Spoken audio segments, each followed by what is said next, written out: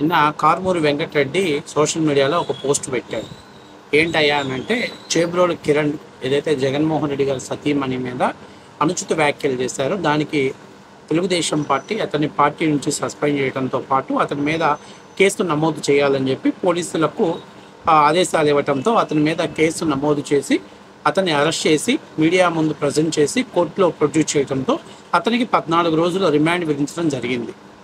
So అతన్ని arrest చేసే ముందు వరకు కూడా చాలామంది వైసీపీ నాయకులు ఇదంతా పొలిటికల్ డ్రామా, కేవలం సింపతి కోసం మీరు ఆడుతున్నారు, ఖచ్చితంగా మీరు అతన్ని ఎటువంటి చర్యలు తీసుకోరు అతని మీద అన్నారు. కానీ అతని మీద చర్యలు తీసుకున్న తర్వాత ఇప్పుడు వైసీపీ నాయకులు ఏమంటున్నారంటే, అతను దొరికితే ఎక్కడైనా చంపేస్తామనే భయంతో వీళ్ళు ప్రొటెక్ట్ చేయడం కోసమే అతన్ని అరెస్ట్ చేసి జైల్లో పెట్టారు. కానీ రేపు వైసీపీ ప్రభుత్వం అధికారంలోకి వస్తే మేము వదిలిపెట్టం, ఏం చేయాలో అది చేస్తాం అని చెప్పేసి మాట్లాడుతూ సోషల్ మీడియాలో వెంకటరెడ్డి పోస్ట్ పెట్టాడు. నేను అంటున్న వెంకటరెడ్డిని, కరుమూరి వెంకటరెడ్డిని, ఒరే తీగల్లో, ట్రాన్స్ఫారం తీగల్లో వైండింగ్ వైర్ కొట్టేసే దొంగ, నువ్వు కూడా అంత బిల్డప్ నవ్వుతున్నావు. ఓకే, కిరణ్ మాట్లాడింది తప్పే, మేము కూడా ఒప్పుకుంటున్నాం. కానీ మీరు అధికారంలో ఉన్నప్పుడు కన్ను మిన్ను కాకుండా మరి మీరు మీ కార్యకర్తలు మాట్లాడినాను ఒక్కనన్నా మీరు పనిష్ చేశారంటారా? పనికిమాలోడా ఒక్కనన్నా పనిష్ చేసావా? వాటర్ మందు ఇచ్చి మరమరాలు ప్యాకెట్ ఇస్తే మీడియా ముందుకు వచ్చే సొల్లు వాగుడు ఆగి నువ్వు కూడా పెద్ద ఉత్తర కుమారుని శబదాలు చేస్తున్నావు. మీ పార్టీలో ఈ బోరుగడ్డ అనిలు, అట్లాగే ఏదైతే ఉన్నారో శ్రీరెడ్డి లాంటి పనికిమాలిన ముండలు మీ మీడియా ముందుకు వచ్చి ఇష్టాసారంగా మాట్లాడి ఇష్టాసారంగా తిడితే ఆ రోజు ఎంజాయ్ చేశారు. వెనకుండి వాళ్ళకి తాడేపల్లి ప్యాలెస్ నుంచి స్క్రిప్ట్ పంపించి, పేమెంట్లు పంపించి వాళ్ళని ఇష్టాసారంగా మాట్లాడించి సైకో ఆనందాన్ని పొందింది మీరు. మరి ఆ రోజు మీకు గుర్తుకు రాలేదా? అరే ఈరోజు చంద్రబాబు నాయుడు గారి సతీమణిని తిట్టిస్తున్నాం, లేకపోతే నారా లోకేష్ గారి భార్యను తిట్టిస్తున్నాం, పవన్ కళ్యాణ్ గారి భార్యను తిట్టిస్తున్నాం, మరి ఈరోజు మీకు గుర్తుకు రాలేదా? రేపు ఏదన్నా ప్రభుత్వం మారినప్పుడు ఖచ్చితంగా వాళ్ళు కూడా ఇదే సంస్కృతిని కొనసాగిస్తే చాలా ఇబ్బందికరమైన పరిస్థితులు ఏర్పడతాం అనేటువంటి ఇంగిత జ్ఞానం మీకు గుర్తుకు రాలా? ఈరోజు భారతిరెడ్డి గారిని అన్నారు, పనిష్ చేసినా మేము సంతృప్తి చెందలేదు, వాడి సంగతి ఏందో తేలుస్తాం, వాడు అంతు తేలుస్తామని చెప్పి మాట్లాడారు కదా. మరి ఇదే సోషల్ మీడియా నడుపుతున్న మీరు అనుచిత వ్యాఖ్యలు చేశారు. చంద్రబాబు నాయుడు గురించి మాట్లాడారు, నారా బ్రాహ్మణి గురించి మాట్లాడారు, లోకేష్ గురించి మాట్లాడారు, భువనేశ్వరి గారి గురించి మాట్లాడారు, అలాగే పవన్ కళ్యాణ్ గారి తల్లి అయినటువంటి అంజనాదేవి గురించి మాట్లాడారు, పవన్ కళ్యాణ్ గారి భార్యల గురించి మాట్లాడారు. మరి ఆ రోజు మీరు ఏ రోజైనా ఇది తప్పు, ఇలా మాట్లాడకూడదని చెప్పి మీ సోషల్ మీడియాకి ఏ రోజైనా ఒక ఇన్స్ట్రక్షన్స్ ఇచ్చారా? అదేమనంటే బోరుగడ్డ అనిల్ అసలు మా పార్టీకి సంబంధించినోడే కాదు, శ్రీరెడ్డి అసలు మా పార్టీకే సంబంధం లేదు, శ్రీరెడ్డి ఎవడో మాకు తెలియదు అని అంటారు. అదేంటి? వాళ్ళేం మేము వైఎస్ఆర్సీపీ పార్టీ వాళ్ళం, జగన్ కోసం గుండెనిస్తాం, జగన్ కోసం మా జీవితాన్ని దారబోసాం, జగన్ కోసం మేము సోషల్ మీడియాలో పనిచేస్తున్నాం అని అంటారు. అంటే మీరు పేమెంట్లు ఇచ్చి కూలీ ఆర్టిస్టుల కింద పెట్టుకుని వాళ్ళ చేత మీరు మాట్లాడించారనేది వాస్తవ విషయం. ఈరోజు పని అయిపోయింది కాబట్టి వాళ్ళు ఎవరో మాకు తెలియదు, మేము శ్రీరామచంద్రులు అని చెప్పుకునే ప్రయత్నం అయితే చేస్తున్నారనేది 100కు 100% నిజం. సరే, ఒకవేళ శ్రీరెడ్డి, బోరుగడ్డ అనిల్ మీ పార్టీకి సంబంధించిన కాదనుకున్నాం, కానీ మీ పార్టీలో ఉన్నటువంటి ఇప్పాల రవీంద్రారెడ్డి ఎంత దారుణమైనటువంటి మెసేజ్లు పెట్టాడు, బొర్రా రవీంద్రారెడ్డి ఎంత దారుణమైనటువంటి మెసేజ్లు పెట్టాడు, అట్లాగే ప్రవీణ్ రెడ్డి ట్విట్టర్ వేదికగా ఎంత దారుణమైనటువంటి మెసేజ్లు పెట్టాడు, అట్లాగే ఏదైతే ఈ మంగళగిరికి సంబంధించినటువంటి పాలేరు కృష్ణవేణి తెలుగుదేశం పార్టీలో ఉండి పార్టీ ఫిరాయించినటువంటి వ్యక్తి, ఈ పార్టీలో బతికి ఈ పార్టీలో బతకనేర్చినటువంటి ఈ పాలేరు కృష్ణవేణి పార్టీ మారి ఎంత అసభ్యకరమైనటువంటి కామెంట్లు పెట్టారు, ఆడవాళ్ళని దూషిస్తూ కామెంట్లు పెట్టారు. మరి వీళ్ళందరినీ ఏం చేయవా? అంటే మీ పార్టీలో వాళ్ళు భారతిరెడ్డి గారు ఒక్కరే దేవత, మిగిలిన వాళ్ళు ఎవరు భువనేశ్వరి గారు కానీ, బ్రాహ్మణి గారు కానీ, లేకపోతే అంజనాదేవి గారు కానీ, లేకపోతే పవన్ కళ్యాణ్ గారి భార్యలు కానీ ఎవరు కూడా ఏం కారా? వాళ్ళకి ఎటువంటి సెంటిమెంట్స్ ఉండవా? వాళ్ళు ఎలాగ బాధపడరా? వాళ్ళ కుటుంబ సభ్యులు కాదా? అంటే వాళ్ళు సిగ్గు, శరం, సీము, నెత్తురు ఏం లేదా? రాజకీయాలలో ఉంటే వీళ్ళని తిట్టొచ్చు, ఫ్రీగా తిట్టొచ్చు, వీళ్ళ గురించి అసభ్యకరమైనటువంటి కామెంట్లు పెట్టవచ్చు, పెట్టినా ఎవరు ఏం అడగకూడదు. కానీ ఇవాళ మాత్రం చేబ్రోలు కిరణ్ ఒక్కడే గుర్తుకొచ్చాడు. కిరణ్ రేపు అధికారంలోకి వస్తే బతకనీయం, మా తడాకా ఏంటో చూపిస్తాం అని చెప్పేసి మాట్లాడుతున్నారు. అంతదాకెందుకు? నువ్వు ఎంత చెత్త కామెంట్లు పెట్టావు అధికారం నీ చేతిలో ఉందని, ఎంత జుబుత్సాకరమైనటువంటి కామెంట్లు పెట్టాం, కొంచెమైనా కామన్ సెన్స్ లేకుండా పెట్టారు. చంద్రబాబు నాయుడు 14 ఏళ్ళు ముఖ్యమంత్రిగా చేసినటువంటి వ్యక్తి అరెస్ట్ అయ్యి జైల్లో ఉంటే కనీసం ఆ వయసుకు తగ్గట్టుగా కనీస గౌరవం కూడా ఇవ్వకుండా అసభ్యకరంగా కామెంట్స్ పెట్టిన మీలాంటి వాళ్ళని ఇవాళ మీకు ఈరోజు భారతిరెడ్డి గారిని దూషిస్తే మీకు తప్పు అనిపించింది. మీ రక్తం మరిగిపోతుంది. వాడి సంగతి ఏందో తేలుస్తామంటున్నాను. ఫస్ట్ ఆఫ్ ఆల్ మన ఇల్లు చక్కదిద్దుకొని తర్వాత ఎదుటి వాళ్ళ గురించి నీతులు చెప్పినా వాళ్ళ గురించి మాట్లాడినా ప్రజలు విని హర్షిస్తారు. Very very good. Karmuri Venkatareddy గతంలో ఏదో కరెంట్ తీగల్లో వైండింగ్ వైర్ కొట్టేసేవాడు, ఏదో వాటర్ మందు ఇచ్చినా చిప్స్ ప్యాకెట్లు ఇస్తేనే పార్టీ కోసం పనిచేసేవాడు. అలాంటి వాడు కూడా ఇవాళ పార్టీ కోసం ఒక క్రమశిక్షణమైనటువంటి బాధ్యతగా వ్యవహరిస్తున్నాడు అని చెప్పేసి అనుకుంటారు. కానీ మీరేమో మీ వాళ్ళందరినీ దాచిపెట్టేసుకొని మీరు అంత అసభ్యకరమైనటువంటి మాటలు మాట్లాడిన వాళ్ళందరినీ కూడా మా పార్టీకి సంబంధం లేదు, వాళ్ళు అసలు మా పార్టీ వేలైన్లో లేరు అని చెప్పుకొని కవరింగ్ ఇచ్చుకుంటా మీరు చెబ్రోలు కిరణ్ని అంతు చూస్తాం, తెలుగుదేశం పార్టీ శ్రేణులకు మేమంటే ఏంటో చూపిస్తాం, బజార్లో బట్టలు తీసుకొడతాం అంటే ఎవరిని బెదిరిస్తున్నారు? మీ పార్టీ చరిత్ర 14 ఏళ్ళు, తెలుగుదేశం పార్టీ చరిత్ర 45 ఏళ్ళు. మీలాంటి వాళ్ళని ఎంతమందిని చూసింది తెలుగుదేశం పార్టీ? రాజశేఖర రెడ్డిని చూసింది, రాజారెడ్డిని చూసింది, ఇందిరాగాంధీని చూసింది, రాజీవ్ గాంధీని చూసింది, సోనియా గాంధీని నిలబడి పార్టీ గెలిచింది. మీరు రాయబారానికి సోనియా గాంధీ కాళ్ళు పట్టుకోవటానికి షర్మిలారెడ్డిని భారతిరెడ్డి గారిని పంపించారు. కానీ తెలుగుదేశం పార్టీ ఏ రోజు అలా చేయాల. అరెస్ట్ అయినా కూడా ఢిల్లీ మీరు అక్రమంగా అరెస్ట్ చేసి జైల్లో పెట్టినా పోరాడారు, కోర్టులో ఫైట్ చేశారు. అప్పటి నుంచి ఎక్కడా కూడా మేము కాంప్రమైజ్ అవటం అని చెప్పి మోడీ చుట్టూ తిరగల. అంటే ఇంకా చాలా ఓపెన్గా మాట్లాడుకోవాలి చాలా విషయాలు. మీరు ఏదో పౌరుషం వచ్చింది ఊగిపోతే సరిపోదు. ఎక్కడైనా కొన్ని విషయాలు లిమిట్ అనేది ఉంటుంది. ఎస్, కిరణ్ మాట్లాడింది తప్పే, కానీ మీ వైసీపీ నాయకులతో పోల్చుకుంటే, వైసీపీ నాయకులు మాట్లాడినటువంటి మాటలతో పోల్చుకుంటే కిరణ్ చేసిన తప్పు కేవలం 1% కూడా ఉండదు అనేది నా అంతర్గత అభిప్రాయం.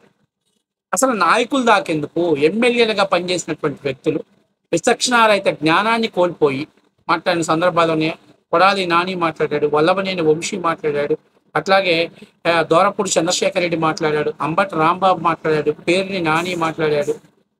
వీళ్ళందరూ గుర్తు తెచ్చుకోవాలా? వీళ్ళందరినీ గుర్తు తెచ్చుకోవాలా?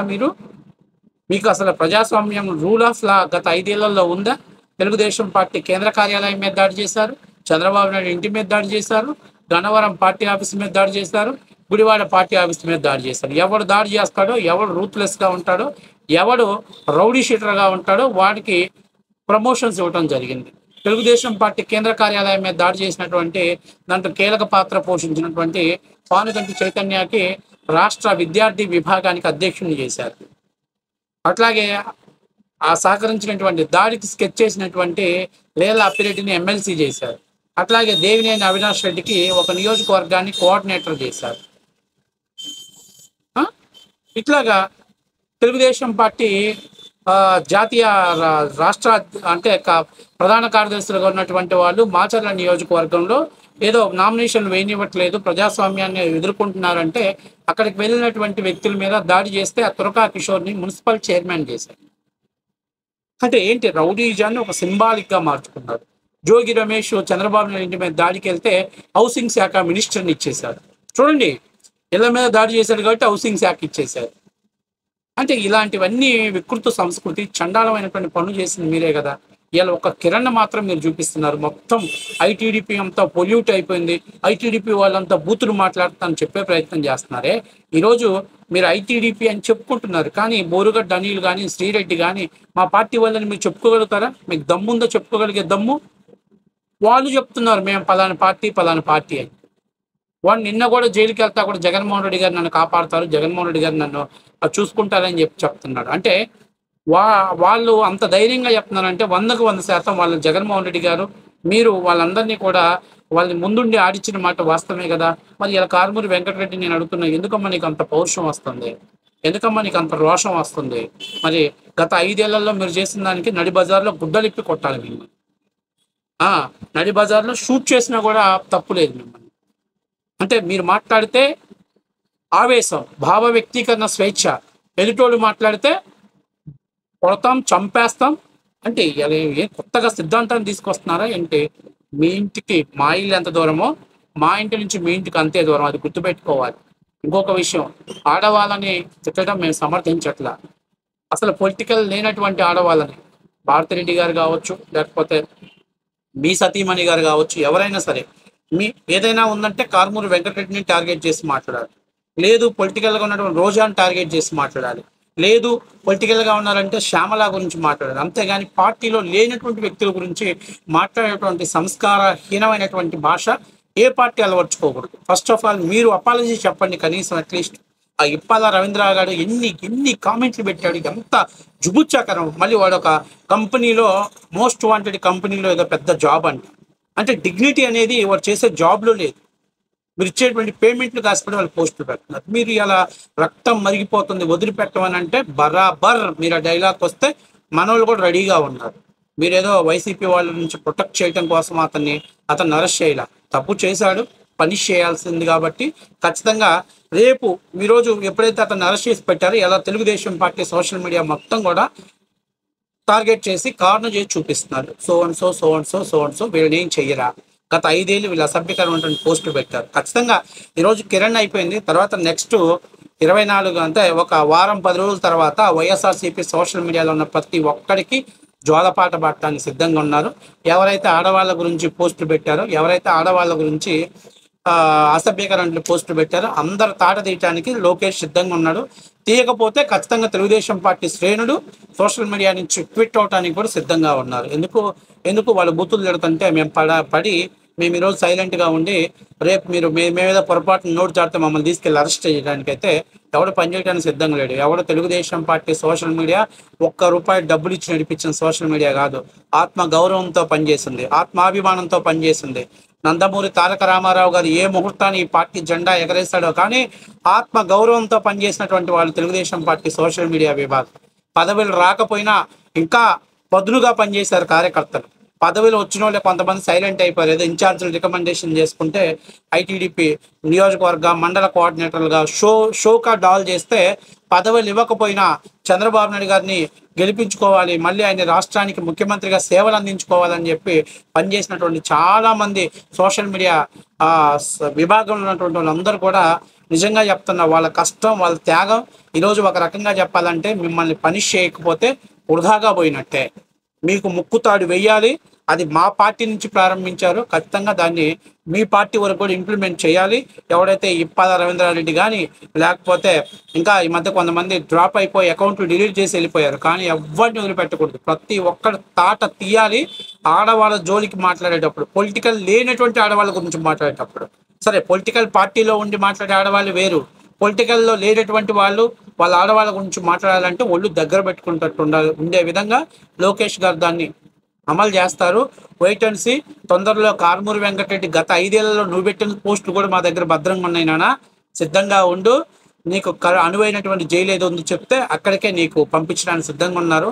నీ ఉడతూపులకి ఎవ్వడు భయపడేవాళ్ళు లేడు.